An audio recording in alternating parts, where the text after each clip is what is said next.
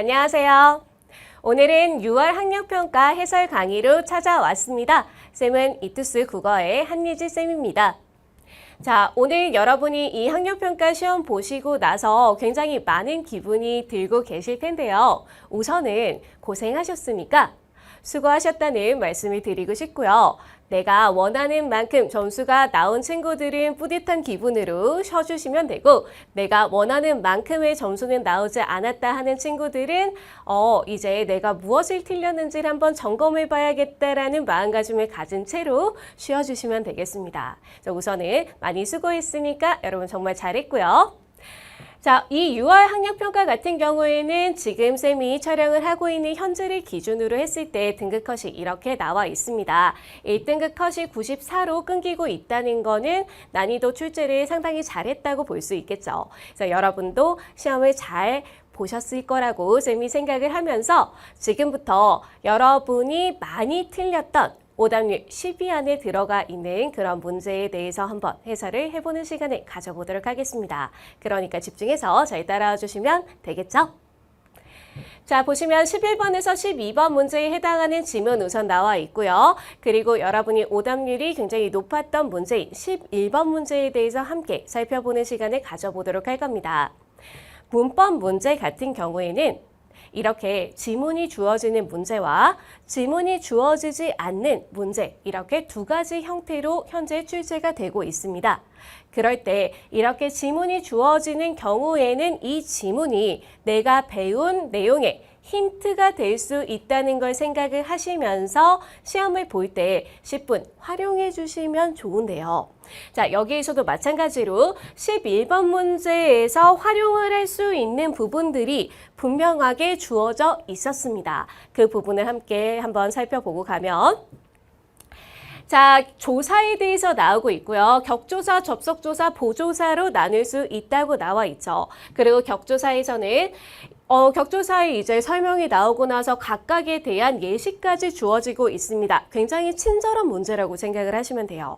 그러면 주격조사 같은 경우에는 이가, 에서 등으로 채연이 주어의 자격을 가지게 하며라고 되어 있으니까 이가, 에서 같은 것들이 있구나라는 걸 확인을 해주시면 되는 거고요. 자, 그 다음에 관용격조사 의가 있고 부사격조사에는 에게, 에서, 으로, 와, 과 같은 것들이 있다라고 되어 있는 거 챙겨주실 수 있어야 됩니다. 왜? 11번 문제와 지금 관련이 있는 부분만 쌤이 위주로 보고 있는 거거든요. 자, 그 중에서도 어떤 거? 이 에서라고 이야기하는 것은 앞에 주격조사에서도 에서라는 게 있으니까 라고 생각하면서 다시 한번 생각을 하셔야 되는 부분이고요. 또한 이 와, 과 같은 것들은 밑에 우리 뭐랑 관련해서 나오고 있냐? 접속조사와 관련해서 나오고 있는 거를 확인을 해볼 수가 있죠. 자, 그러면 접속조사란 어떤 것이냐? 기본 개념을 정확하게 기억을 하셔야 된다는 건데요. 쌤이 문법 수업을 할 때 언제나 강조를 하는 것은 무엇이냐? 문법은 가장 기본적이고 핵심적인 개념을 정확하게 잡는 게 진짜 중요하다. 이런 이야기를 계속하고 있거든요. 이것을 활용할 수 있어야 된다. 이렇게 이야기를 하는 것을 다시 한번 생각을 하시면서 접속조사란 그러면 무엇을 가리키는 거냐? 우리가 함께 보면 이것은 두 단어를 어떻게 같은 자격으로 이어준다라고 되어 있는 부분에 포커스를 두셨으면 11번 문제는 매우 간단하게 풀리는 문제로 볼 수 있습니다. 예를 들면 그런 거지. 나는 영희와 철수랑 함께 길을 걸어갔다. 이러면 영희와 철수는 동일한 자격을 가지고 있는 나의 친구들이잖아. 얘네와 함께 길을 걸어갔다. 이 얘기를 할 때 쓰는 게 바로 접속조사라는 이야기입니다. 어렵지 않죠? 이렇게 이해를 해주신 상태에서 이것은 와, 과가 대표적이면이니까 똑같은 애 있네라는 거 다시 한번 확인을 해주시면 되는 겁니다. 자, 그럼 여기까지 우리가 같이 봤으면 이제 이어서 11번 문제 함께 보도록 할 건데요. 자, 윗글을 바탕으로 밑줄친 부분을 분석한 내용으로 적절하지 않은 것은 이라고 되어 있습니다. 나 문법 공부 진짜 열심히 했고 진짜 자신 있다 하는 친구들은 이 문제로 곧장 가셨어도 괜찮기는 합니다. 근데 여러분의 실력은 아무래도 여러 과목을 한꺼번에 공부를 하다 보니까 문법에만 그 정도로 특화되어 있는 경우는 좀 드물죠. 그러니까 이렇게 문제에서 나와 있을 때는 이 부분이 지문 속에 어디에 나와 있는지를 확인해 주시면 좀 더 정확하게 풀 수 있다고 생각을 하시면서 자, 바람까지 분다의 까지는 다시 그 위에를 더한다는 의미를 가진 보조사이다 이렇게 되어 있으니까 보조사 나오는데 보시게 되면 여기에 의미를 덧붙여주는 조사로 도만까지 요 등이 속한다라고 되어 있으니까 여기 속하는 거 맞네 보조사 맞네 그리고 이 의미가 맞는지 보면 비 플러스 바람까지라는 얘기니까 맞는 얘기네 이렇게 생각을 해주시면 되는 거죠. 자, 그 다음에 이어서 나는 아버지보다 어머니와 닮았다는 여기에 쓰이는 이 와 같은 경우에는 어머니와 닮았다를 이어주는 접속조사이다. 이렇게 되어 있는데 그럼 어머니와 닮았다가 동등한 자격을 가지고 있습니까? 그건 아니죠. 그래서 접속조사가 아니란 얘기입니다. 이거 왜 틀려? 틀릴 만한 문제 아니지. 이렇게 접근해서 보면은 나 왜 틀렸지? 이런 기분이 드실 겁니다. 문제는 이렇게 푸시는 거예요. 알겠지? 자, 그래서 괜히 붙잡고 고민하면서 내 생각대로 내 사고방식대로 돌리지 마. 문제는 출제자가 왜 출제를 했는지에 포커스를 두시면서 힌트로 주어진 걸 최대한 많이 활용하는 친구들이 시험을 잘 보는 겁니다. 여러분은 지금부터 계속 그 연습을 하실 수 있어야 되는 거예요. 자, 그러면 접속조사가 아니라 이거는 부사격조사, 앞에서 예로 나왔던 부사격조사라고 생각을 해주시면 되는 부분이고요. 이거는 어머니를 기준으로 해서 이 분과 더 닮았다라고 이야기를 하는 거니까 그러한 역할을 하고 있는 부사격조사라고 생각을 해주시면 되겠습니다. 이해되죠? 자, 그리고 우리 동아리에서 학교축제에 참가하였다에서는 단체명사 뒤에 쓰이는 주격조사이다. 그러면 아까 주격조사에서 있었던 거 다시 한번 여러분 확인해 주시고요. 그러면 이게 주격조사가 맞는지만 확인을 하시면 되잖아요. 원래는 시험을 보실 때는 이게 확실히 틀렸으니까 이러고 그냥 지나가시면 되는 거거든요. 이래야지 시간 절약을 할 수 있잖아. 그러니까 지나가시면 되는 거지만 여기에서는 그래도 한번 점검을 해보자면 자, 우리 동아리가 참가를 한 주체죠. 그러면 주어가 맞는 거죠. 그래서 주어의 정의 이런 것들, 개념 이런 것들. 쌤이 문법 할 때 그 얘기 계속 하잖아. 내가 외우라고 하는 거, 꼭 알아야 된다고 하는 거 몇 개 없습니다. 수업에서. 근데 그것들은 정말 외워주고 공부를 해놔야 된다. 그래야지 그것을 활용해서 우리가 확장시켜서 이렇게 활용해서 계속 문제를 풀 수 있다 이 얘기를 하죠. 그만큼 기본적인 개념을 잡아두면 어떤 문제가 나와도 어렵지 않다는 거예요. 주어는 주체라는 거고 그러면 참가를 하는 그 주체가 우리 동아리니까 주어 맞네 이렇게 판단을 하시는 겁니다. 이해되죠?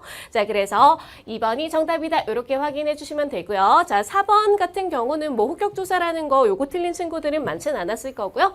그리고 5번은 쌤이 문법 수업에서 계속 강조를 했던 부분입니다. 요 같은 경우에는 보조사기 때문에 떼어내도 우리가 말이 된다 그랬죠. 철수는 밥을 먹어야 하거든 이라고 이야기를 하면 반말이 될 뿐이지 말은 된다 이렇게 강조를 해서 이때 요 같은 경우에는 존재의 뜻을 나타내는 보조사가 맞습니다. 이렇게 판단을 해주시면 됩니다. 선생님 이게 보조사인지 아닌지 제가 어떻게 알아요? 라고 하면 공부했으면 원래 알고 있어야 되고요. 만약에 내가 공부를 덜해서 여기까진 몰랐다 해도 어디 주어지고 있잖아. 여기 나오고 있잖아. 나온 대로 찾으시면 된다는 겁니다. 알겠죠? 자, 그래서 2번이 정답이라는 거 우리 어렵지 않게 확인을 해볼 수 있는 문제였고요. 자, 그 다음에 14번 문제입니다. 이번 고등학교 2학년 문제에서 오답률이 거의 대부분 사실 문법에서 많이 터졌거든요. 그게 쌤 생각에는 아마 나 고3 올라가서 어차피 엄매 안 할 건데 화작할 건데 라고 하면서 문법 손에서 논 친구들 지금 많이 있죠. 그래서 아마 오답률이 여기서 더 많이 나오지 않았을까? 이렇게 쌤이 추측은 하고 있는데요. 사실 여러분 그거 굉장히 위험한 행동이기는 해요. 그래서 쌤이 항상 그 고3 선배들한테 강조해서 이야기를 하는 것 중에 엄매가 좀 어려워 보이고 좀 더 공부를 할 게 많아 보이긴 하는데 그 공부만 해두면 시험장에 갔을 때 독서 지문이나 문학 지문에 더 많은 시간을 쏟을 수 있거든요. 화작은 준비할 수가 없어. 그냥 문제를 풀어보는 것 이외에는 공부를 할 수 있는 부분이 많지가 않아요. 그래서 독서 지문과 마찬가지로 시험장에 들어가서 읽어야 되거든. 그러다 보니까 시간이 많이 소모가 될 수밖에 없다는 겁니다. 뭐에 비해서? 엄매에 비해서. 그래서라기보다는 엄매 같은 경우가 표준 점수로 지원을 했을 때 좀 더 유리한 부분이 있거든요. 그래서 원점수에서 조금 낮게 나와도 표준 점수를 지원을 하면 엄매가 더 성적이 높은 경우들도 많이 있습니다. 그런 것도 고려를 해주셔야 된다는 거 꼭 생각하시면서 사실 문법이 국어의 모든 영역 중에서 공부를 했을 때 공부한 만큼 성적이 확실하게 올라가는 부분이거든요. 그렇다는 거 꼭 생각을 해주시면서 너무 문법을 처음부터 배제하지는 않으셨으면 좋겠습니다. 알겠죠? 그래서 고등학교 2학년 기간 동안에 요렇게 저렇게 공부해보고 시험 보고 하면서 엄매를 선택해야겠구나 이렇게 결심하는 친구들이 있어야 된다는 거 꼭 생각을 해주시면서 벌써부터 포기하시면 안 돼요. 자, 어쨌든 지금 14번 문제 보시게 되면 니은, 디귿이 모두 기억을 실현하고 있는 문장으로 적절한 것인데 기억이 뭔데? 발화시보다 사건시가 앞서는 경우. 이거 보는 순간 이거 왜 틀리냐고. 발화시보다 사건시가 앞서는 경우. 그건 발화가 뭔데? 내가 말하는 시간이야. 내가 지금 말을 하고 있는데 그거보다 사건이 먼저 일어났어. 이거 뭔데? 내가 지금 말하고 있는데 먼저 일어난 사건에 대해서 얘기를 할 거야. 이때의 사건은 과거인데요? 이거 모르는 사람 있어요? 없잖아. 그치? 내가 먹은 게 어제야. 그러면 어제 먹었다 라고 우리가 쓰는 그 과거라고. 이해되죠? 자, 이런 상태에서 이때 시제는 선어말 어미나 관형사역 어미, 시간 부사어 등을 통해 실현됩니다 라고 나와 있는 거. 여러분 이거 고등학교 1학년 때 모든 학생들 다 배웠어요. 쌤이 고1 수업도 하고 있잖아. 알고 있거든. 교과서에 나와 있는 거 알고 있으니까 다시 한번 그때 배웠던 내용 리마인드 하시면서 자, 보시게 되면 선어말 어미, 관형사역 어미 둘 다 어미가 나와 있습니다. 요거 여러분 포인트 두세요. 자, 어미가 나와 있다는 것은 뭐가 필요하다는 얘기냐? 어미는 항상 뭐랑 같이 다닌다. 애미야, 간이 짜다 라고 생각을 해라 라고 해서 어간과 함께 다니고 있다. 간이 짜다의 어간과 여러분 연결 지어서 이렇게 생각해 주시면 되는 거고 그럼 어간이라고 이야기를 하는 건 용언의 어간입니다. 라고 항상 이어서 기억하라고 쌤이 항상 말하고 있는 거잖아. 그러면 용언이라고 이야기하는 이 용언은 품사로 따졌을 때 무엇이니? 그러면 동사나 형용사인데요. 이렇게 생각을 해주시면 됩니다. 이 품사는 영어에서도 배우니까 여러분 알고 있죠? 자, 그러면 동사나 형용사가 등장을 해야 된다. 거기에 붙어 있는 어미다. 이렇게 생각을 해주시면 되는 거고. 자, 관형사역 어미 같은 경우에는 원래는 암기를 하고 계셔야 되는 부분이기는 합니다. 근데 혹시 나는 지금 기억나지 않는다 하는 친구들은 요것만 정확하게 알고 있어도 이 문제 풀 수 있다는 거 보여드릴게요. 자, 보시면 1번 지난번에 먹은 귤이 맛있었다 라고 되어 있으니까 여러분 지금 선어말 어미랑 관형사역 어미가 두 개 다 나와야 된다는 거잖아. 그리고 시제는 어때야 된다? 과거 시제여야 된다라는 거니까 우선은 쭉 보고 나서 지우세요. 과거 시제 아닌 것부터. 자, 그러면 맛있었다. 내가 내일 읽을 책이다. 이거 과거로 보는 모국어 화자 없어요. 누구나 다 이거 미래라고 생각하지. 자, 그 다음에 이미 1시간 전에 도착했고 작년에는 한 번을 왔었으니까 얘네 셋은 과거야. 지금 공부를 하고 있는 걸 현재적. 얘 둘은 지워. 처음부터. 패스. 3개 남았죠? 자, 이 중에서 지난번에 먹은 귤이 맛있었다라고 되어 있는 이 문장 보시게 되면 여러분 동사나 형용사 찾는다고 생각하면은 맛있었다, 응. 그리고 먹었다 이 두 개 나오고 있죠. 자, 세 번째 이제 문장에서 1시간 전에 집에 도착했다 하나밖에 없죠. 동사나 형용사. 자, 작년에는 겨울에 한방눈이 왔었다 하나밖에 없죠. 그러면 어미가 2개 사용된 것을 고르라는 거니까 몇 번 정답? 1번 정답. 아시겠죠? 이런 식으로 접근하셔도 된다는 얘기예요. 그래서 쌤이 기본적인 개념을 정확하게 알고 있어라. 어미는 항상 어간이랑 같이 다닐 수밖에 없고 그래서 애미야, 국이 짜다 이거랑 연결해서 기억을 해라라고 계속 말씀드리는 거잖아요. 그러면 어간과 어미는 함께 다니는 거고 어간이라는 걸 가질 수 있는 거는 용언밖에 없고 용언에는 동사나 형용사밖에 없다. 이것만 통으로 기억하고 계시면 문법 문제에서 쫙쫙 풀리는 거 진짜 많거든? 그것만 기억하라는 거야. 뭐가 어려워? 그쵸? 그래서 이렇게 여러분들이 생각하시면 1번이 정답이다. 이렇게 봐주시면 되고요. 자, 구체적으로 좀 봐드리면 여기에서 맛있다에서 엇 붙고 있는 얘가 서너멀 어미라고 볼 수 있죠. 그래서 어말 마지막에 오는 어미, 앞에 오는 어미가 서너멀 어미라는 거 다시 한번 개념적으로 챙겨주시고 여기에서도 도착하다가 아니라 도착했다니까 여기에 엇 쓰이고 있는 거, 여기에 엇 쓰이고 있는 거 확인을 해주시면 되겠습니다. 자, 그리고 1번 선지에서는 요 은이라고 얘기하는 게 먹다에 은이 붙어서 뒤에 있는 규를 수식하게 만들고 있으니까 관형사의 역할을 하는 어미다. 이렇게 생각을 해주시면 되는 거죠. 자, 그래서 여기에서 같이 배운 개념이 나는 잘 기억나지 않는다 하는 친구들은 문법의 기초 개념 강좌를 다시 한번 수강을 하시면서 점검을 해주시면 되겠습니다. 이해되죠? 안 어렵다니까 그러네. 여러분이 긴장해서 그래요. 시험 볼 때는 다들 긴장하게 돼 있거든. 쌤도 그랬어요. 아는 거 봐도 모르는 것 같고 뭔가 이런 거 나오게 되면 우선 싫고 뭐 이제 이런 거잖아. 그치? 그래서 그런 거지. 쌤이 늘 말씀드리는 것처럼 여러분은 모국어 화자입니다. 그쵸? 자신감을 가지세요. 내가 하는 얘기 지금 다 알아듣고 있는데 이런 거 모르겠어? 하면 할 수 있다. 이렇게 생각하시면서 자신감 챙겨주시고요. 자, 15번 문제 보시게 되면 이 중세국어를 왜 이렇게 어려워들 하실까? 쌤이 늘 그 생각을 하는데요. 여러분 중세국어 나오면요. 알고 있어야 되는 것들은 있기는 해요. 기본적으로 알고 있어야 되는 내용들은 있습니다. 없다고는 얘기 안 할 거야. 암기하고 계셔야 되는 것도 있습니다. 근데 시험에 나왔을 때는 뭘 활용하시면 되냐? 여기에 속지 마세요. 밑에 현대국어 반드시 주거든요. 현대국어를 기준으로 판단하는 겁니다. 어떻게 하는지 보여드릴게요. 자, 1번, 2번은 기억 니은에 해당되는 거니까 요 문장 같이 보겠습니다. 보시게 되면 옛말이 니로대 어딘디 조초미 높은데 요거 보지 말라고. 이거 왜 봐? 이거 보지 말고 밑에 기억에 해당되는 거 뭐야? 니로대라고 되어 있는데 이르대랑 연결되는구나. 이렇게 해서 현대국어로 보세요. 자, 그리고 조초미라고 되어 있는 거 뭐야? 쪼츠미라고 우리 지금 되어 있는 조츠미라고 되어 있는 요거랑 연결되겠구나. 이 정도는 할 수 있잖아. 짝짓기인데. 그치?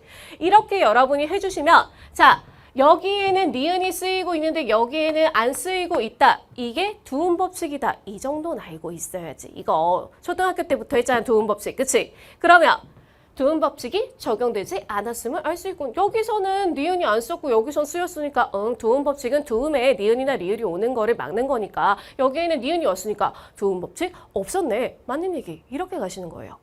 알겠지? 자, 조초미 같은 경우에 여기 쪼츠미라고 되어 있는데 여기 조초미라고 되어 있으니까 이어적기라고 얘기하면 이 뒤에 있는 이 받침 뒤로 이어서 적는다는 것입니다. 이 정도 개념을 우리 1학년 때 배웠어. 분명히 한글 맞춤법 이거 할 때 쌤이 설명했던 기억 많이 나거든. 그러면 이어적기가 사용되었다. 조초미, 쪼츠미 이렇게 되어 있으니까 맞네. 이렇게 판단하시면 되는 거죠. 그러니까 결국은 두음 법칙이 무엇이냐, 이어적기가 무엇이냐만 알고 있으면 현대국어로 풀린다는 얘기야. 이해되죠? 이거 중세국어인 척하는 현대국어라니까? 그래서 여러분이 두음 법칙이 무엇인지, 이어적기가 무엇인지 현대국어에서 배우는 그 내용을 정확하게 알고 계시면 된다는 얘기예요. 자, 그 다음에 이제 3번, 4번 보시게 되면은 대답하셔돼 라고 되어 있죠. 그러면 밑에 거랑 연결지어 선혜가 대답하시되니까 얘랑 얘잖아. 짝짓기 해주시면 자, 디귿에서 객체를 높이는 선어말 어미가 사용되었음을 알 수 있고 여기에서 갑자기 여러분들 객체 높이는 선어말 어미 중세국어에서 배웠는데 삽죠. 쫙 이제 이런 거 생각하면서 막 혼란을 겪고 있는데 여러분 현대국어로 가세요. 선혜가 대답하시 되라고 되어 있을 때 시 쓰이고 있잖아. 이 시 무슨 높임? 주체 높임이죠. 그치? 이건 알잖아. 우리 배웠잖아. 객체를 높이는 선어말 어미가 왜 사용돼? 현대국어에서 주체 높임 쓰고 있으니까 아니네? 이겁니다. 알겠죠? 이거 중세국어에서 잡이 사용된 거 아닌가? 이런 거 하지 마. 그런 거 안 물어봐. 현대국어를 기준으로 생각을 하시는 거예요. 알겠죠? 자, 그러면 주체 높임이니까 요거를 그냥 현대국어로 번역해 놓은 거잖아. 그러면 주체 높임이 사용된 부분이라고. 이해되죠? 자, 그래서 3번이 정답 이렇게 고르고 지나가셨으면 되는 문제입니다. 쉽죠?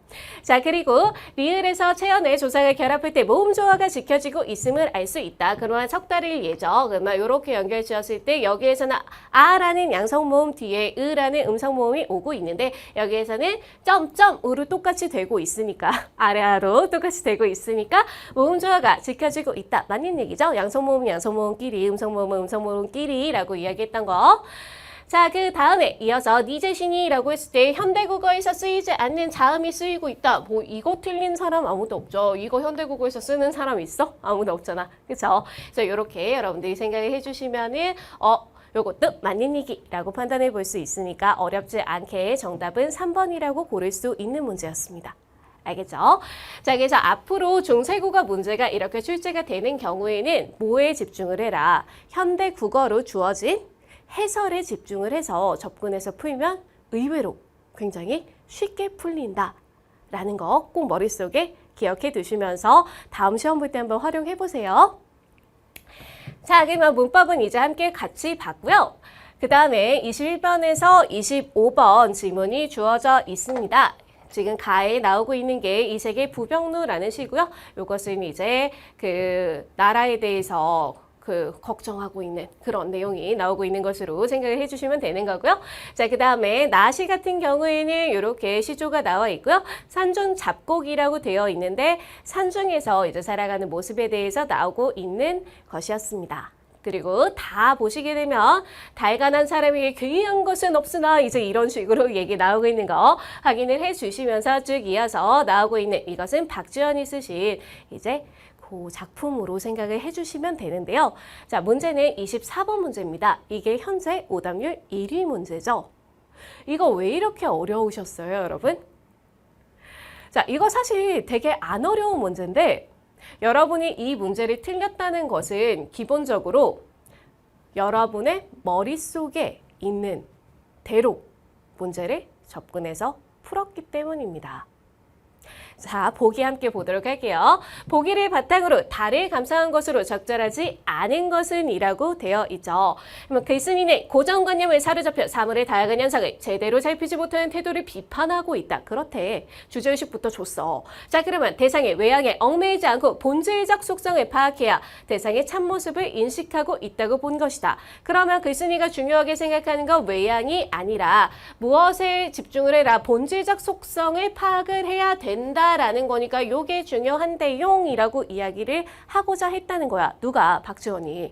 그러면 이를 통해 관습적인 태도에서 벗어나 열린 사고를 지향하는 글쓴이의 통찰을 드러내고 있다. 뭐 앞뒤로는 같은 얘기죠. 그러면 핵심이 되는 것은 무엇이다? 본질적 속성을 파악하자라고 주장을 하고 있다는 얘기입니다.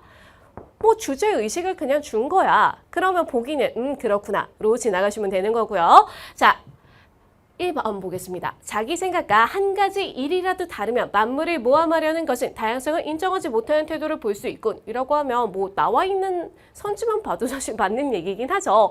근데 그래도 다에 나와 있는 내용이니까 과연 그러한 일로 연결이 되고 있는지 한번 보도록 하겠습니다.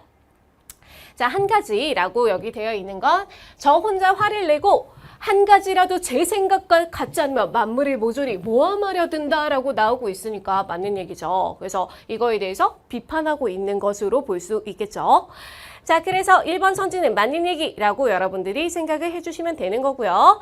자, 그 다음에 까마귀를 푸른 까마귀나 붉은 까마귀라 부르는 것이 모두 옳다고 여기는 것은 대상의 참모습을 파악하려는 태도로 볼 수 있겠군 이라고 나와 있습니다. 자, 그러면 어디에 나오고 있니? 여기에 그렇다면 내가 그 새를 푸른 까마귀라고 불러도 될 것이고 붉은 까마귀라고 불러도 될 것이다. 왜? 저 까마귀는 검은 것이 깃털이기는 한데 호련 황금빛이 번지기도 하고 연한 녹색을 띠기도 하고 자주색을 볼 때도 있고 빛이 색으로 보일 때도 있고 하니까 그냥 검은새라고 부르는 게 아니라 파란 검은새라든가 붉은 검은새라고 불러도 된다라는 것. 다양성을 인정하겠다는 얘기죠. 그치? 자, 그러면 참모습을 파악하려는 태도. 맞는 얘기죠. 자, 3번 보시게 되면 까마귀에 일정한 색이 없다는 인식은 눈으로 정한 대상의 외양보다는 마음속으로 전한 본질적 속성에 주목해야 함을 강조한 것을 볼 수 있다. 라는 건데, 그러면 자, 보셨을 때 그 새는 본래 일정한 색이 없는데도 내가 눈으로 먼저 그 색깔을 정한 것이다. 그리고 어찌 단지 눈으로만 정했으리요. 보지도 않고 먼저 마음속으로 정해버린 것이다. 라고 되어 있죠.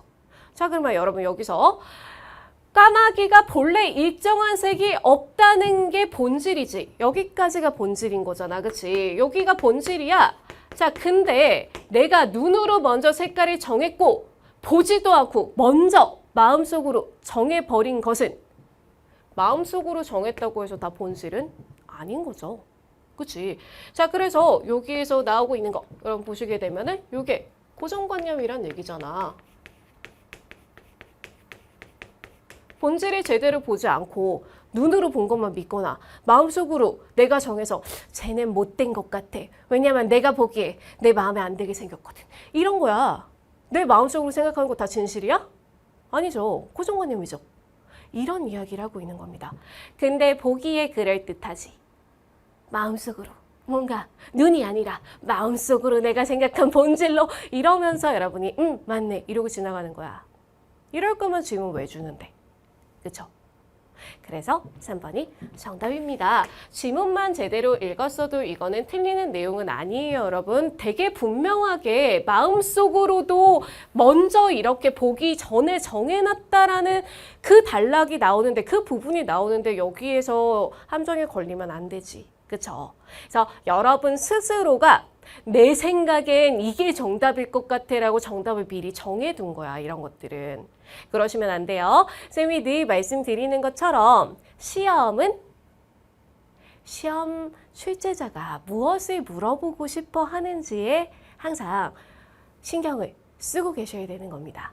알겠지? 자, 그래서 이렇게 본질적 속성에 주목해야 함을 강조한 것으로 볼 수는 없다는 거죠. 그래서 이것도 지금 여기에서는 비판하고 있는 부정적인 것으로 볼 수 있어야 된다는 얘기예요. 이 지문 속에서는.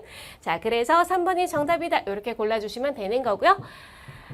자, 그리고 4번 보시게 되면 검은색을 일러 어둡다고 하는 것이 물과 오칠해서 사물을 비출 수 있다는 속성을 발견하지 못하고 관습적인 태도에 머물러 있는 모습으로 볼 수 있겠군 이라고 하면은 과연 그러한가 보셨을 때 검은색을 일러 어둡다고 하는 것은 이거는 까마귀만 알지 못하는 것이 아니라 검은색이 무엇인지조차 모르는 것이다. 그러니까 이 자체에 대해서 부정적으로 바라보고 있는 게 맞는 거죠. 그러면 관습적인 태도, 부정적으로 인식하고 비판하고 있었던 거니까 맞구나 이렇게 가시는 거예요. 그래서 지금 작가가 비판하고자 하는 것들끼리 묶여 있는지를 체크를 하시면 돼요. 이해되지? 이렇게 접근해서 푸는 거야, 원래 문제는. 자, 그리고 5번 보시게 되면 달건한 사람이 적은 현실에서 입을 다물기보다 쉬지 않고 말을 하는 것은 사물의 본질을 파악하지 못할 어리석은 사람을 깨우치려는 의도로 볼 수 있겠군. 그렇겠죠, 뭐. 그래서 여기에서도 여러분 보시게 되면 이렇게 많으니 입을 다물고 말하지 않는 것이 좋을 것이다. 말해봤자 입만 아프지 라고 생각이 들긴 하지만 그럼에도 이런 까닭은 무엇인가 라고 하는 것은 그래도 내 글 읽고 좀 그렇게 깨우칠 수 있는 사람 어디 없을까라는 희망을 놓지 않고 있는 그런 모습이라고 볼 수 있겠습니다. 맞는 얘기라고 보시면 24번의 정답은 3번이었다. 이렇게 골라주시면 되는 문제죠. 자, 그 다음에 이어지는 것은 독서 지문이었습니다. 독서 지문에서 여러분이 몇 번이 지금 오답으로 많이 체크를 하셨는지 같이 보시게 되면요. 지금 보셨을 때 28번 문제가 오답률에 들어가 있네요. 자, 그러면 지금 26번에서 30번 이렇게 쭉 나오고 있는 것을 보시게 됐을 때 전체를 다 분석해 드리진 않을 거고요. 여러분이 이런 식으로 학력평가를 보신 다음에 어떤 공부를 하셔야 되냐. 대부분 학교에서 내신 시험에 이 학력평가에 나와 있는 독서 지문이나 문학 지문을 시험 범위 안에 넣는 경우가 많습니다. 그럴 때 여러분이 푼 문제를 바탕으로 해서 내가 시험장에서는 감으로 찍은 것도 있을 거고 대충 고른 것도 있을 거고 어쩌다 보니 맞은 것도 있을 거고 한 친구들 많이 있을 거거든요. 그럴 때 문제 하나를 붙잡고 나와 있는 선지 하나하나가 과연 이 지문 속 어디에 나와 있는지를 시간을 들여서 스스로 한번 분석해보는 시간을 가지셔야 됩니다. 맞은 문제든 틀린 문제든 둘 다 해주셔야 되는 부분으로 생각하시고요. 그게 진행이 되면 여러분이 앞으로 시험장에서 이런 지문을 봤을 때도 문제가 보통 이런 식으로 함정을 파는구나. 이런 부분에 포인트를 뒀을 때 선지에서 물어보는 걸 쉽게 고를 수 있구나. 이런 감이 잡힙니다. 이거 쌤이 백날 분석해줘도요. 여러분이 직접 안 하면 안 돼요. 못해. 쌤이 여기서 하는 거 보면 할 수 있을 것 같거든? 되게 쉬울 것 같죠? 근데 스스로가 해보지 않으면 새로운 질문이 나오면 또 틀려요. 그러니까 여러분 스스로가 그걸 해야 된다는 걸 꼭 생각을 해주시고요. 그래서 쌤이 여기에서 지금 현재 이 지문 전체를 분석해 드리지는 않을 겁니다. 여러분이 스스로 다시 한번 보시면 충분히 이해가 될 만한 지문이기 때문에 그래요.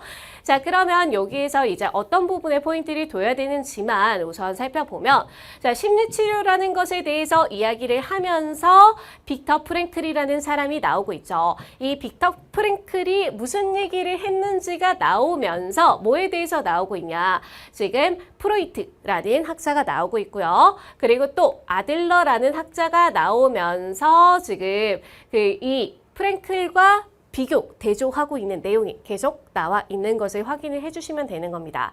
그럼 여러분이 지문을 처음에 읽으실 때부터 프랭클은 뭐라고 이야기를 했고, 그 다음에 프로이트는 무엇이라고 이야기를 했고, 그 다음에 아들러는 무엇이라고 이야기를 했는지 이 부분에 포인트를 둬서 생각할 수 있어야 된다는 얘기죠. 자, 그러면 이런 식으로 여러분이 지문을 읽으면 된다라는 거 다시 한번 생각하시면서 28번 문제 보겠습니다. 기억의 이유로 가장 적절한 것은 이 문제는 조금 틀릴만해요. 이거는 문제 자체가 여러분이 느낄 때 다소 어려울 수밖에 없게 출제가 됐거든요. 자, 그러면 기억의 이유가 무엇인지를 파악해야 된다는 거 포커스를 두신 상태에서, 자, 기억의 이유로 가장 적절한 것은 이가 기억 어디 나오고 있니? 프랭클은 인간이 원초적 욕구에 따라 행동을 하는 존재이기는 하지만 이건 인정했어. 오케이. 누구의 의견인데? 아들러가 이렇게 이야기를 한 요 내용에 대해서 오케이. 나도 거기에는 동의해. 원래 이렇게 학자가 둘 이상 나오게 되면 동의하는 거, 반대하는 거를 분명하게 구분할 수 있어야 돼요. 이건 항상 되게 핵심이야, 독서에 있어서. 자, 그러면 여긴 오케이. 근데 뭐래? 원초적 욕구가 인간의 본질이 된다는 주장을 얘가 했는데 아들러가 그거는 아닌데요? 라고 생각을 했다는 거야. 그러면 이거에 대한 설명으로 이거에 대해서 왜 이렇게 이야기를 했는지의 이유로 가장 적절한 거라는 거니까 이 뒤에 아마 내용이 나오겠죠. 자, 그러면 여기서 프로이트야, 여기서 보시게 되면 기억 바로 뒤에, 자, 아들러의 심리학은 이런 식으로 되었다라고 이제 나오면서 어디 있니? 네, 여기에서 없다고 보았다라고 되면서 바로 뒤에 나와 있는 질문 보시게 되면 이처럼 프로이트와 아들러의 심리학을 비판적으로 수용한 프랭클은 무엇을 중요하게 생각을 했냐? 자유의지를 지닌 영적 존재로서 인간의 본질을 파악했다는 거야. 그렇기 때문에 원초적 욕구가 인간의 본질이라고는 생각을 안 했다는 거죠. 그러면 자유의지를 지니고 있는 영적 존재가 인간의 본질인데 이 본질은 실존적 공허감에서 벗어날 수 있는 심리치료 기법으로 의미치료를 제시했고, 지금 의미치료는 삶에 대한 책임의식을 바탕으로 자신이 인생에 긍정적이고 가치 있는 의미를 부여하여 무엇을? 삶의 목적을 찾는 것을 핵심으로 한다고 되어 있습니다. 그러면 프랭클은 뭐를 중요하게 생각했다고? 인간의 원초적인 그런 게 있기는 하지만 본질은 그것이 아니고 이런 것을 향해 나아가려는 자유의지, 목적 같은 것들을 중요하게 생각을 했다는 겁니다. 이게 프랭클 이론의 핵심이라고 생각을 하시면 돼요. 자, 그걸 안 상태에서 가겠습니다. 자, 인간의 고통은 원초적 욕구에 따라 행동하는 과정에서 나타나는 것이기 때문에 이거랑 별로 상관없는 얘기고, 자, 그 다음에 원초적 욕구로는 인간이 존재하는 목적과 이유를 파악할 수 없기 때문에, 그렇지, 이것만으로는 이야기할 수가 없고, 이 목적을 가지고 있고 이유를 이야기를 하려면 인간이 자유의지를 가지고 목적을 향해서 나아가겠다라는 그런 존재라는 걸 인정을 해야지만 이렇게 심리치료를 할 수가 있겠죠. 그래서 2번이 정답이야. 자, 그리고 3번 보시면 심리학자에 따라 원초적 욕구가 무엇인지 다르게 보았기 때문에 이거 별로 상관없는 얘기고 프랭클이 얘기하는 거랑. 자, 그 다음에 4번 인간의 원초적 욕구를 극복하고자 끊임없이 노력하기 때문에 대부분 오답 요거 골랐을 거거든요. 자, 근데 보세요. 인간의 원초적 욕구를 극복하고자 끊임없이 노력을 하고 있다. OX. 아까 뭐라고 얘기했어? 원초적 욕구에 따라 행동하는 존재이다. 극복하려고 노력하고 있어? 아니었죠. 아니야. 왠지 그럴 것 같죠? 아니야. 이런 거야. 그래서 원초적 욕구에 따라 행동하는 존재라는 거 오케이 인정했다는 거야. 이것만 정확하게 읽으셨으면 돼요. 4번 아니란 얘기예요.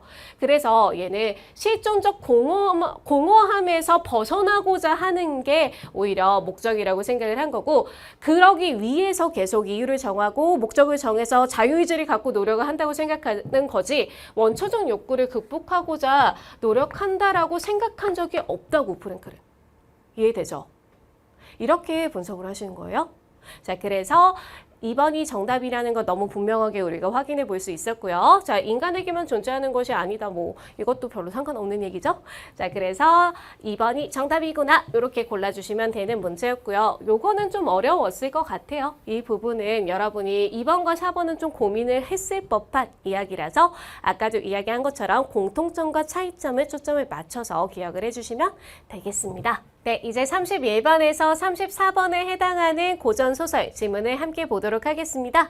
여기는 오답률이 굉장히 높은 문제들이 몰려 있었는데요. 사실 그 정도로 어려운 내용의 지문은 아니었습니다. 근데 시간의 압박과 그리고 고전소설이라는 부담감 때문에 아마도 오답률이 많이 나오지 않았을까 쌤이 이렇게 추측을 하고 있거든요. 그리고 출제된 문제들이 좀 내용을 자세하게 보고 꼼꼼하게 따져봐야 되는 문제들이었기 때문에 여러분 스스로가 시간의 압박을 많이 느꼈을 법한 그런 부분이기는 했습니다. 그러면 여러분이 생각에 이 소설을 공부하시면서 이 시간을 통해서 무엇을 찾아야 되냐? 다음번에 시험을 볼 때 이런 일이 생긴다면 내가 어떻게 접근해서 여기를 문제를 풀어야 되는지 이것을 생각해 확인해보는 시간으로 활용을 해주시면 되겠죠. 자, 들어가서 보시게 되면 31번 문제입니다. 이거 굉장히 오답률 높게 나왔던 문제인데요. 자, 윗글에 대한 이해로 적절한 것은 이라고 나와 있는 거 여러분 확인을 해주시고요. 자, 적절한 것을 골라야 된다는 거 잊지 말고 기억하셔야 됩니다. 이럴 때 시간은 급하고 내가 마음이 급하고 이런 경우에 쭉 읽다 보면은 틀린 게 굉장히 눈에 띄는 어떤 선지가 있을 때 무심코 적절하지 않은 것을 답으로 찍고 지나가는 경우가 생기기 마련이거든요. 쌤도 예전에 그런 경험 있고 누구나 그런 경험은 한 번쯤은 있을 거거든요. 그렇기 때문에 쌤이 늘 문제에 이런 식으로 적절한 것, 적절하지 않은 것을 구분해서 표시를 해서 다시 한번 점검을 해주라고 말씀드리고 있는 그런 스킬 같은 것도 잊지 말고 기억을 해주시고요. 자, 여기에 나와 있는 내용은 사실 좀 꼼꼼하게 지문 속에서 틀린 그림 찾기처럼 찾아주셔야 되는 문제이기는 했습니다. 그런 부분들을 염두에 두시면서 어떤 식으로 이런 선지는 지문에 접근을 해야 되는지를 보여드릴게요. 자, 항록은 순경과 함께 적진 근처에 매복해 있다가 불을 보고 적을 공격하였다라는 선지니까 여기서 포인트를 둬야 되는 건 불을 보고라는 요 부분이죠. 그러면 지문 전체에서 불이 등장하는 부분을 먼저 찾으신 다음에 그 주변에서 무엇을 찾아야 된다? 항록이랑 순경이란 이름을 찾아주시는 겁니다. 이렇게 접근해서 볼게요.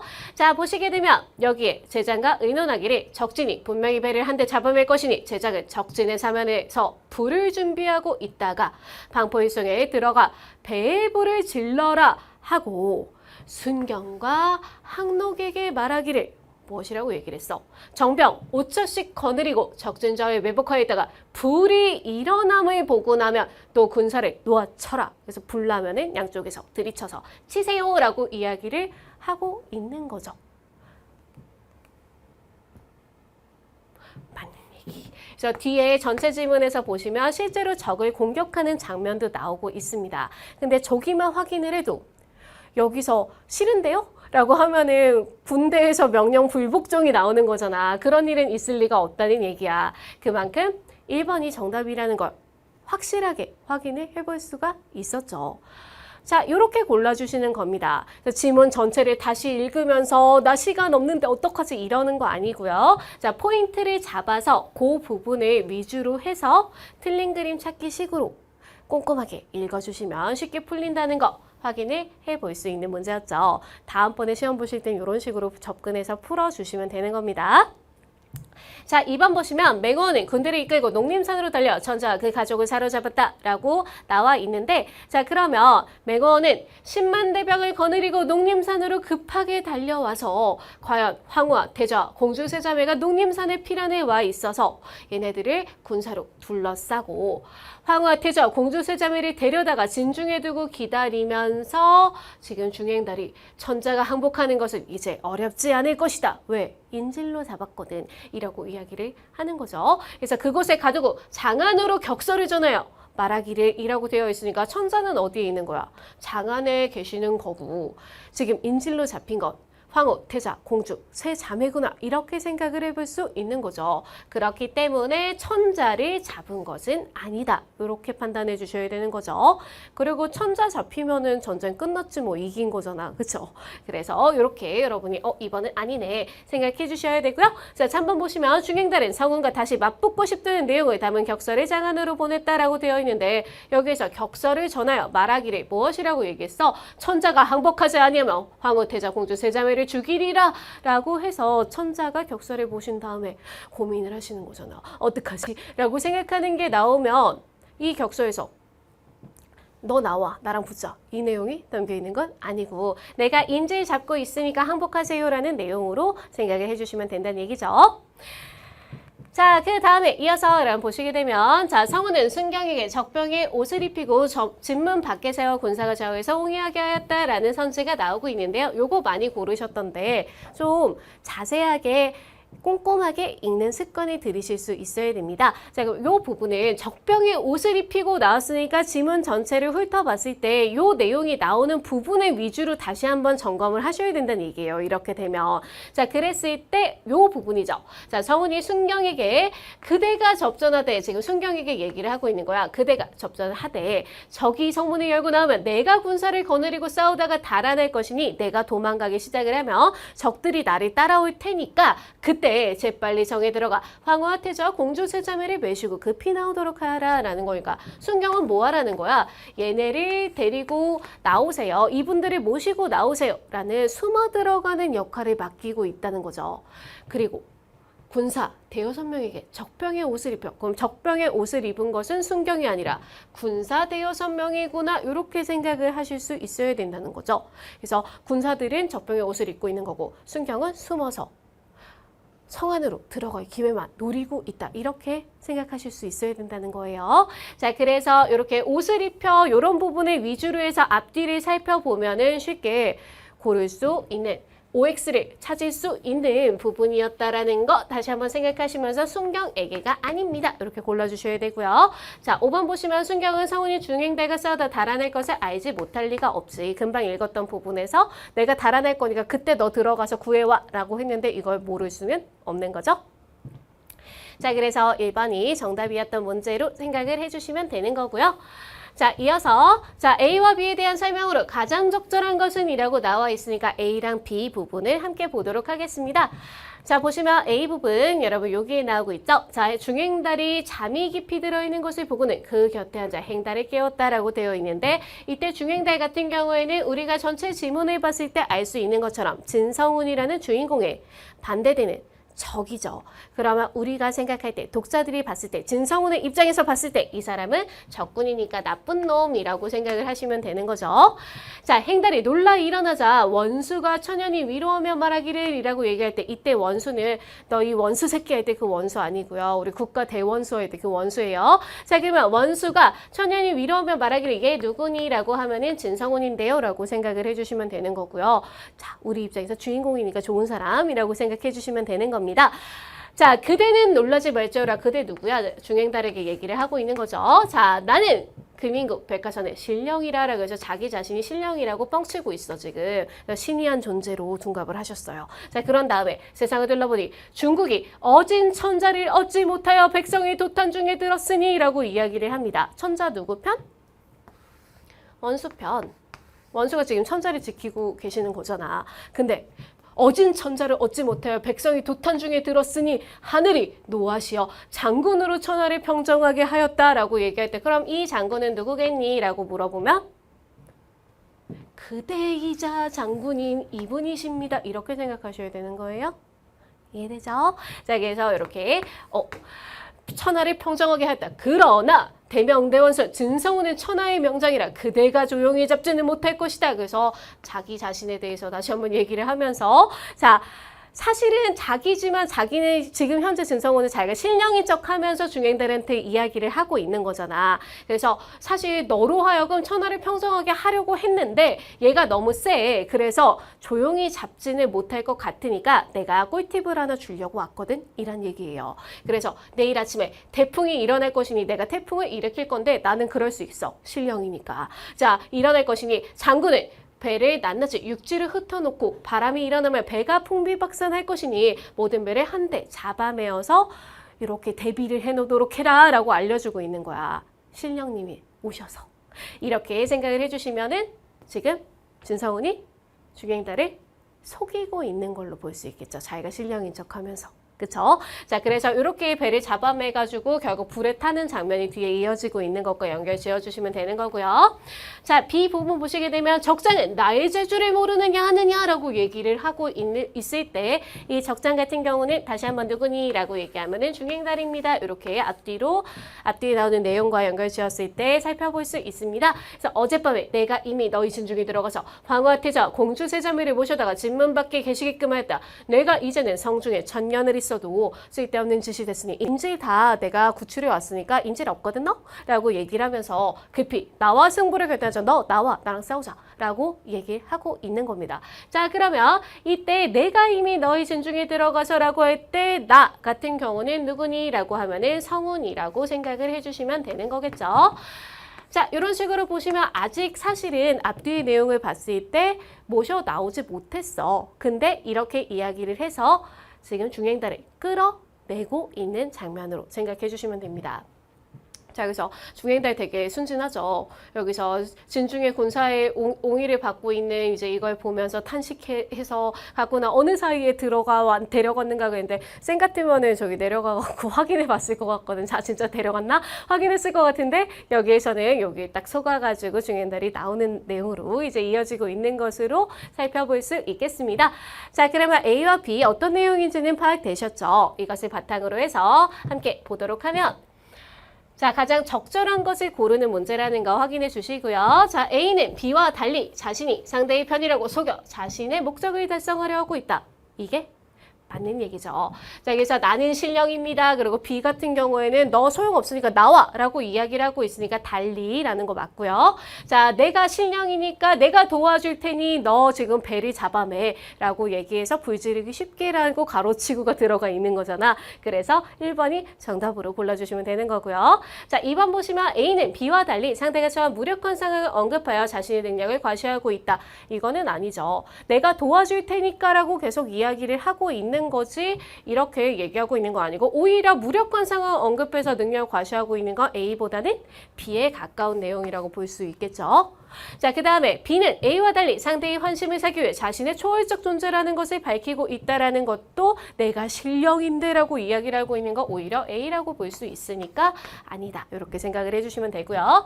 자, 4번 보시게 되면 B는 A와 달리 자신의 예지 능력을 근거로 들어 행동 변화를 촉구하고 있다. 뭐 예지 능력 같은 걸 얘기하고 있었던 건 아니었죠. 자, 그 다음에 A와 B 모두 위기에 처한 백성을 위해 수행할 임무를 일깨우고 있는 거 역시 아니었다. 그러면 1번이 정답이라는 거 확실하게 확인해 볼 수 있었고요. 자, 이제 33번 문제 가겠습니다. 이거 여러분 보시게 되면 항상 쌤이 수업을 할 때마다 강조해서 말씀을 드렸던 것처럼 보기가 이렇게 나왔을 때 독서에서 보기가 나오게 되면 그것은 다시 한번 해석을 해야 되는, 적용을 시켜야 되는 부분이기 때문에 여러분이 어려워하시는 게 맞는데요. 문학에서 이렇게 보기가 나오게 되면 이것은 작품에 대한 힌트를 주고 있는 것이다 라고 항상 생각을 하시면서 그렇게 작품을 해설할 때 적용을 시켜서 보시면 된다는 얘기입니다. 그러면 이 지문을 만났을 때 여러분이 마음이 급하고 시간이 급하고 이럴 때 이 보기를 읽어서 영웅소설이고 그래서 자신들의 질서를 위협하는 무리를 적으로 규정하고 그러면 나쁜 놈 나올 거고 라는 얘기고 바람직한 질서를 회복하기 위해 노력을 하고 전기적 능력 그래서 굉장히 기이하고 사람들이 전해주고 싶을 정도로 굉장히 기이하고 특이하고 이상한 능력뿐만 아니라 현실적 차원에서의 기질을 발휘하고 있구나 라는 내용을 처음부터 파악을 한 상태에서 지문을 읽으면 훨씬 쉽게 내용을 이해할 수 있겠죠. 누가 착한 놈이고 누가 나쁜 놈인지 이거를 처음부터 주고 있는 거잖아. 나쁜 놈 나올 거야 라고 얘기를 하면 읽으면서 얘가 나쁜 놈이구나 생각하면서 읽으셨으면 훨씬 쉽게 읽을 수 있는 겁니다. 그래서 원래 이런 학력평가 같은 것들을 볼 때 문학작품은 보기가 있는지를 먼저 한번 찾아보신 다음에 보기가 나와 있으면 이것을 먼저 읽고 이 방향대로 작품을 읽어주시면 한 큐에 해결할 수 있다. 이렇게 생각을 해주시면서 다음번 시험 볼 때는 이렇게 적용해서 한번 풀어보세요. 자, 33번 가겠습니다. 적절하지 않은 것은이니까 우리 틀린 걸 같이 한번 골라보도록 할 거고요. 영웅이 등장을 할 건데 여러 명이 등장을 할 거예요. 그러면 등장하는 애들이 다 영웅이겠구나. 그냥 이렇게 간단하게 생각을 해주시면 되는 겁니다. 자, 이런 군담 소설인데 영웅들은 자신이 지향하는 세계 질서라고 되어 있는데 이 자신이 지향하는 세계 질서는 그러면 누구니? 그러면 천자님이 계시는 그곳입니다. 이렇게 생각을 해주시면 되고요. 자, 위협하는 무리라고 하면 중행달 같은 애들이 나오고 있죠. 그래서 적으로 규정을 하고 바람직한 질서, 이 천사님이 편하게 사실 수 있는 이런 것을 회복하기 위해 노력을 하는데 영웅이 전기적인 능력, 요 용어는 기억하셔야 돼요. 여러분 전기라는 거는 계속 나오거든요. 그랬을 때 이 전기는 기이한 능력, 특이한 능력, 도술 같은 거 생각해 주시면 되는 겁니다. 그래서 홍길동전 같은 것도 계속 도술을 사용하는 거 나오잖아요. 옛날 고전 소설의 특징이라고 생각을 해주시면 되고요. 자, 이런 능력뿐만 아니라 현실적 차원에서의 기질을 발휘를 하고 전략을 세우는 점이 이 작품의 흥미로운 점이다. 그럼 두 가지 다 나오니까 이 선지에서도 어떤 게 전기고 어떤 게 현실적인지 이런 것도 물어보겠구나 라는 것도 처음부터 추론을 해볼 수 있는 부분이기도 합니다. 자, 그러면 33번 이제 보시게 되면은 1번 중행달이 천자에게 항복을 종용한 것은 영웅들이 중행달을 적으로 규정한 이유로 볼 수 있고 천자 공격했으니까 적이네? 맞는 얘기죠? 자, 그 다음에 2번 성운이 배에 불을 지르기 위해 배를 붙게 한 것은 전략을 세워 활약하는 영웅의 모습으로 볼 수 있고 그치? 처음부터 그냥 갖다 불을 지르는 게 아니라 배를 붙게 만드는 거니까 전략을 세웠다고 볼 수 있겠죠? 자, 3번 보시게 되면 성운이 천자의 가족을 탈출한 것처럼 중행달의 눈을 속이는 것은 영웅의 전기적 능력을 발휘한 것으로 볼 수 있고 이렇게 보기는 좀 어렵죠. 그치? 전기적 능력이라고 보기에는 그냥 거짓말 한 거잖아. 소위 말하면 쉽게 얘기하면 뻥카 친 거잖아. 거기에 중행달이 속은 거야 그냥. 이게 무슨 기이한 일이야. 도술 같은 거 안 나오고 있죠. 그럼 도술 어디에 나오고 있는지 보시면요. 여기. 이렇게 나와 승부를 결단하자라고 나오고 있는 여기에서는 이거는 지금 도술 전혀 안 나오고 있는데 도술이 나오는 것을 아까 신령인데 라고 하고 간 다음에 등장하고 있는 그 부분에서 몸을 날려 공중으로 솟아오르며 사라졌다. 가능해? 여러분 사라져 보세요. 공중으로 날아올라서. 난 안 돼. 그러니까 이거 되게 도술적인 내용이죠. 공중으로 솟아올라서 솟아오르며 사라졌다까지 하면은 더 실명이라고 믿게끔 만드는 그런 기이한 일들이죠. 그리고 또 어디에 나오냐. 여기 보시게 되면은 원수가 장대에 올라 지금 풍경을 외우니 난데없이 바람이 서북에서 일어나면 먼지가 천지에 자욱해졌다. 그래서 바람을 일으킬 수 있는 어디 적벽대전에 나오는 그런 장면 같은 제갈공명과 비슷한 이런 일을 하고 있는 거잖아. 근데 심지어 제갈공명은 기도라도 했지. 이 사람은 지금 가서 장대에 올라서 이렇게 하니까 갑자기 서북에서 이제 일어나면서 자욱해지는 태풍을 일으킬 수 있는 이 능력이 있다. 진짜 기이하고 전기적인 내용이죠. 여기에서 찾아주셔야지 이런 이야기를 하는 것이 전기적이다라고 볼 수는 없는 거죠. 이거는 전략적이라고 오히려 해석을 하셔야 되는 거니까. 그래서 이 부분 어디니? 전기적인 능력은 아닙니다. 그래서 3번이 정답입니다. 이렇게 골라주셔야 되고요. 만약에 이걸 틀렸던 친구들이 있다면 아마도 전기적이라는 용어를 정확하게 몰랐기 때문에 틀리셨을 겁니다. 그러니까 이번 기회를 삼아서 전기적이라는 거는 전해질 정도로 기이하고 특이하고 이상한 일들, 소위 얘기하는 비현실적인 일들이라고 생각을 해주시면 되는 거죠. 자, 그 다음에 순경과 항록 등이 천가의 가족을 기르기 위해서 함께 힘을 합친 것은 복수의 영역이 활약하는 모습으로 볼 수 있고, 선생님 순경이나 항록 같은 경우에는요, 성은 밑에서 명령만 받고 있는데요, 이 사람들이 영웅이라고 볼 수 있나요? 영웅입니다. 알겠죠? 자, 그 다음에 성훈이 적국을 파하고 난 후에 승전곡을 부르며 돌아온 것을 영웅들이 지향하는 세계 질서가 회복된 모습으로 볼 수 있군. 그치? 얘네들을 물리쳤으니까 우리가 승리했으니까 만세라는 거니까 그렇게 볼 수 있겠죠. 자, 이런 식으로 해석을 해주시면 되는 문제였습니다. 자, 여기에서도 여러분 4번 선지 같은 거 얘기할 때 쌤이 다시 한번 말씀드리지만 앞에서도 말씀드렸던 것처럼 여러분이 어떻게 생각을 하고 있는지를 문제 풀 때 계속 넣어서 해석하시면 안 돼요. 보기에서 복수의 영웅이 등장한다고 나와 있으니까 진성은 편에 서 있는 애들은 영웅이구나로 보기에서 준 대로 해석할 수 있어야 된다는 얘기입니다. 알겠죠? 자, 그래서 이런 식으로 우리가 같이 풀어봤고요. 자, 이제 이어서 나오고 있는 질문입니다. 자, 마지막 질문이고요. 여기에 지금 등장하고 있는 질문이었기 때문에 마지막 이제 그 독서 질문이었는데요.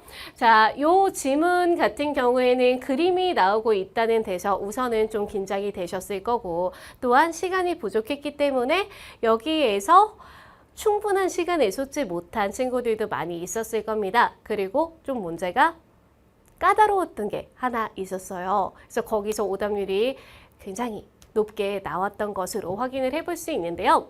자, 쌤이 여기에서 이제 힌트를 드리자면 아까 비문학 질문 다른 거 해설할 때도 말씀드렸던 것처럼 여러분 스스로가 다시 한번 질문을 보시면서 분석을 하시면 쉽게 문제과 연결 지어서 해석을 해보실 수가 있을 겁니다. 그건 여러분 스스로 하셔야 되는 부분이고요. 쌤은 여기에서 앞으로 이런 식의 문제가 나왔을 때는 어떻게 접근해서 풀어야 되는지에 대해서 말씀을 드리면 보기에 이런 그림 같은 것들이 지문이나 보기에 등장을 하는 순간에는 이것을 최대한 활용을 해주세요. 그게 제일 좋아. 괜히 준 거 아니라는 거야. 여러분에게 이것만 설명을 하면 너무나 어렵기 때문에 그림을 주면서 여러분이 여기에 그림을 통해서 이해를 할 수 있고 여기에 메모를 할 수 있도록 그림을 주고 있다고 생각을 해주시면 되거든요. 자, 그러면 자 시각기관인 눈은 시각을 감지하는 데 관여하는 안구가 있고 이 안구를 움직이는 근육이나 안구를 보호하는 눈꺼풀 같은 부속기관으로 이루어져 있는데 이 중 안구는 이라고 하고 안구가 나와 있으니까 얘가 핵심이란 얘기야. 자, 그러면 안화에 들어있는 공 모양의 구조물이다. 그림의 안구를 보면 안구벽은 세 층으로 되어 있는데 지금 바깥층은 공막이라는 게 있습니다. 여기 나와 있는 애죠. 그러면 여기에 딱 표시를 하셔야 된다는 거예요. 여기를 읽으면서 바로 여기에 표시를 하면 자 검은 자위 부분에서 투명하게 변형되어 각막을 이룬다라 그러면 여기는 안 투명하고 여기만 투명한데요 라고 얘기해서 각막은 투명한데요 라는 정보를 주고 있는 것으로 확인할 수 있어야 되는 겁니다. 옆에 적으세요. 알겠지? 자, 그래서 그림을 통해서 요 부분은 지금 투명한 각막이라는 것을 이 공막의 일부인데 투명하게 여기에서는 지금 변형이 되는 거구나 라고 생각을 해주시면 되는 겁니다. 이해되죠? 자, 그 다음에 각막은 빛이 통과시켜 망막의 상을 맺히게 한다. 그러면 각막에서는 빛이 통과를 할 건데 이렇게 해서 망막이라고 얘기하는 거 얘라고 지금 나와 있잖아. 그러면 얘의 상을 맺히게 할 거다. 그래서 우리 초등학교 때부터 배웠던 이 그림 나오는 거죠. 그치? 이렇게 해서 빛이 들어가게 되면 여기에 이제 상을 맺히게 합니다. 그래서 거꾸로 이렇게 보인다. 뭐 이제 이런 거 배웠던 거 이제 배경 지식으로 활용해 주시면 좋은 거고 아니어도 어쨌든 이렇게 빛이 통과를 해서 여기에 상을 맺히게 만든다. 이렇게 생각을 해주시면 되는 겁니다. 자, 그리고 자, 중간층은 맥락막, 선모체 등으로 구성된다. 그래서 맥락막이랑 선모체가 있는 거 여러분 다시 한번 확인을 해주시면서 자, 이어서 맥락막에는 이라고 나와 있죠. 안구의 각 부분에 영양분을 공급하는 혈관 중 다수가 밀집해 있어서 그러면 맥락막이라는 것은 무엇이? 혈관이 밀집해 있고 얘네들은 무엇을 하고 있다? 영양분을 주고 있다. 이렇게 여러분이 생각을 하시면 된다는 얘기입니다. 적으세요. 메모해 두시란 얘기야. 이거 나중에 다시 읽을 거야?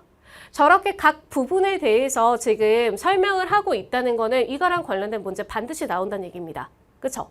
그러면 읽을 때 그냥 여기에서 어느 부분을 가리키는지 확인을 하시면서 옆에 간단하게 메모해 두세요. 그럼 끝나.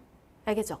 자, 그러면 이렇게 빛이 공막으로 밀집해 있어. 빛 지금 통과를 막아 빛이 공막으로 분산되지 않도록 상이 잘 맺히도록 한다는 거니까 영양분을 주고 있고 그 다음에 빛 통과를 못하게 막고 있다. 그래서 상을 잘 맺히게 만들고 있다까지 이어서 생각해 주시면 되는 거고요. 자, 선모체라고 이야기를 하고 있는 얘 같은 경우에는 그러면 어떤 일을 하고 있니? 라고 하면 이 선모체라고 하는 것은 지금 수정체와 가느다란 실로 연결이 되어 있는데 여기 있는 얘네들이란 얘기죠. 그러면 얘네들과 연결이 되어 있어. 수정체가 물체, 원근에 따라 초점을 조절하는 것을 돕는다라는 거니까 그러면 초점을 조절하는 역할을 하는 것은 누구니? 수정체라는 거잖아. 얘가 초점 조절 이라는 거고 그러면 이 선모체라고 이야기를 하는 얘는 뭐를 하고 있는 거니?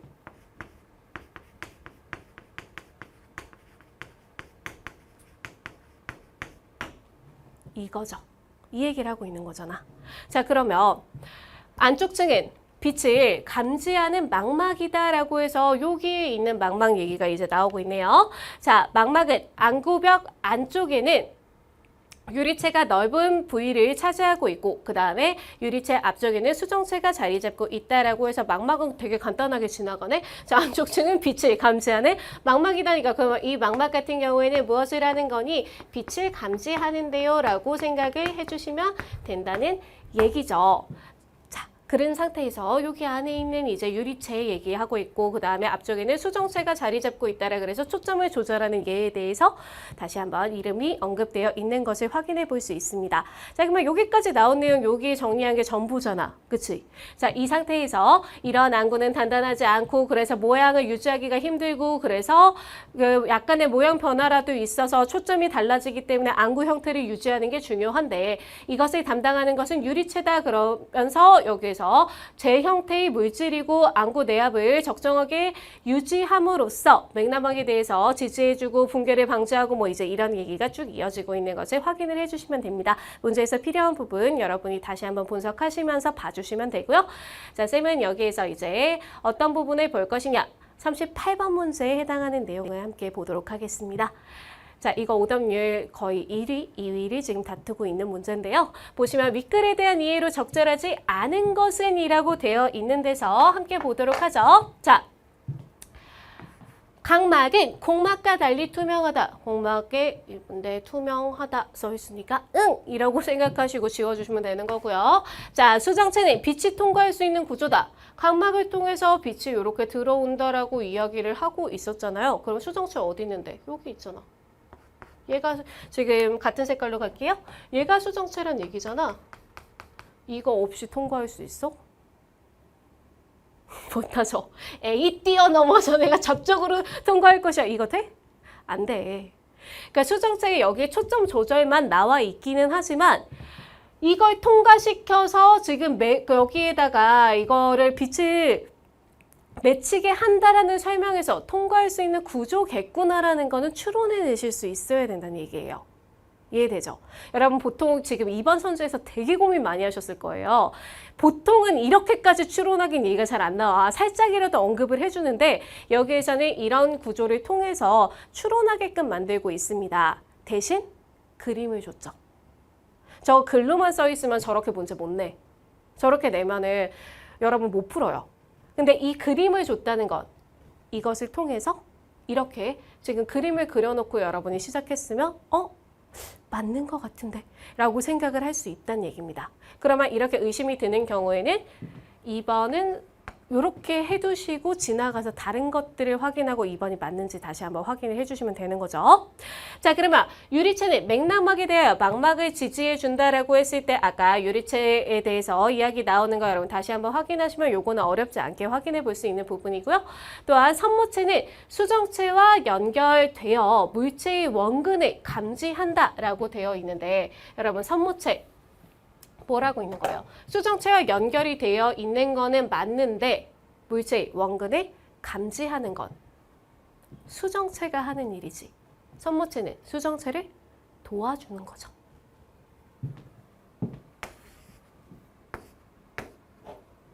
(4번이) 정답이라는 얘기예요. 알겠죠? 그리고 여기도 이것도 여러분 5번도 그냥 쉽게 확인할 수 있으니까 요거는 그냥 확인을 해주시면 되는데 자, 이런 문제를 풀 때 지금 2번과 4번 중에 여러분이 대부분은 고민을 하셨을 거거든요. 물론 다른 부분에서 고민한 친구들도 있겠지만 그 부분들은 확인할 수 있어요. 지문 속에서 확실하게 확인을 할 수 있고 지금 2번과 4번 같은 경우에는 약간 라는 생각이 드는 부분들이거든. 그랬을 때 수정체에 대해서는 애매하고 이거 선모체의 기능에 대해서는 확실하게 나와 있잖아. 그러면 확실하게 X라고 할 수 있는 걸 골라야 돼? 알겠죠? 이때 감지한다라고 하는 건 원근을 얘가 직접 조정을 한다는 얘기잖아. 먼지 아니면 가까운지를 얘가 직접 감지해낼 수 있다는 얘기를 하는 건데 선모체에 그런 기능이 있다고 얘기 안 했어. 초점을 지금 조절하는 건 수정체라고 분명하게 얘기를 하고 있잖아. 그러면 이게 틀렸다고 생각을 하셔야 된다고요. 여기서 선생님 그래도 수정체 원근과 관련된 얘기가 나오고 있는데 이거는 얘기가 안 나오고 있으니까 2번이 정답 아닌가 이런 거 가지 마세요. 문제 풀 때 삐뚤어지지 마. 괜히 한 번 더 꼬지 마세요. 문제는 나와 있는 그 내용이 가장 우선시 돼야 됩니다. 그러면 얘는 수정체를 돕는다고 나와 있으면 원근을 감지한다 같은 얘기 아니잖아. 지우라고. 얘가 답이라고. 알겠죠? 이렇게 가셔야 돼요. 자, 그래서 4번이 정답이라고 생각하시면서 이런 식으로 그림을 활용을 해주시면 참 좋다. 이런 것들 항상 생각하시면서 그림 나오면 늘 그 그림을 잘 활용을 할 수 있도록 그래서 시간을 절약할 수 있도록 해주시고요. 자, 그리고 윗글을 참고할 때 보기에 다에 들어갈 말로 적절한 것은인데 요거는 뭐 다른 데서 틀렸을 친구는 거의 없고요. 1번 또는 3번 중에 고민하다가 쉽게 3번으로 속고 지나간 친구들이 많이 있을 겁니다. 이거 1번이 정답이고요.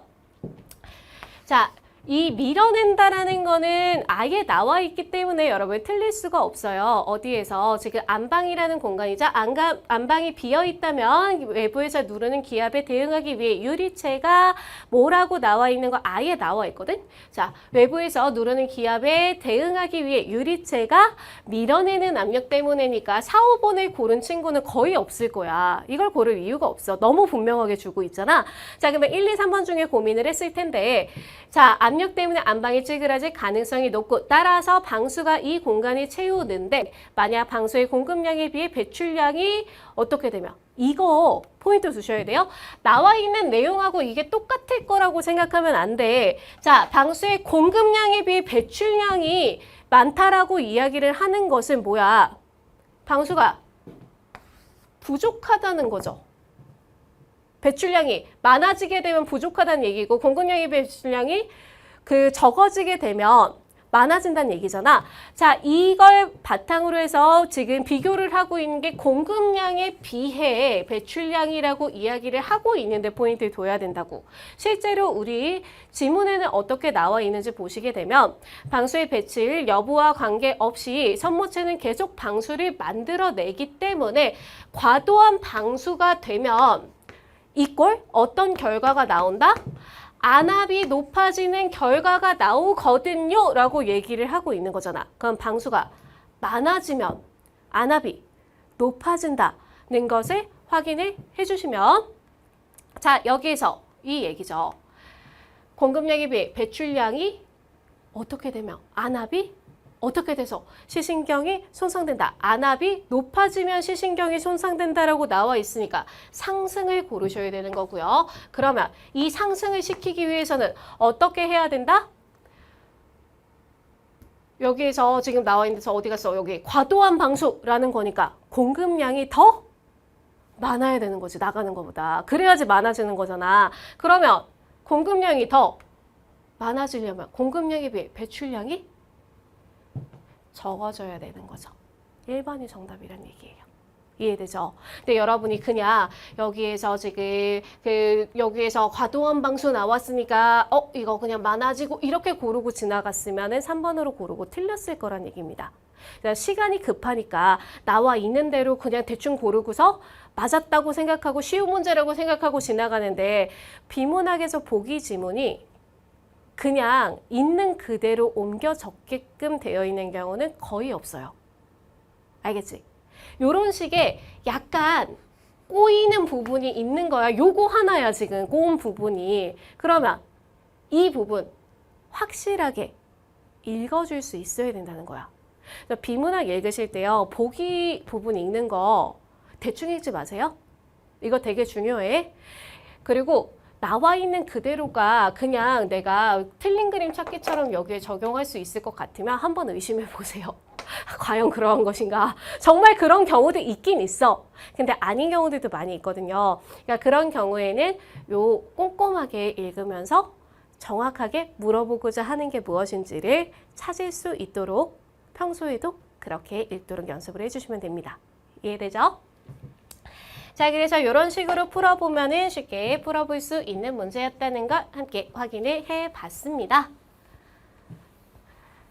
자, 그래서 지금까지 요번에 여러분이 보셨던 6월 학력평가에 대해서 쌤이 오답률이 높은 문제들을 위주로 해서 한번 해설을 해드렸는데요.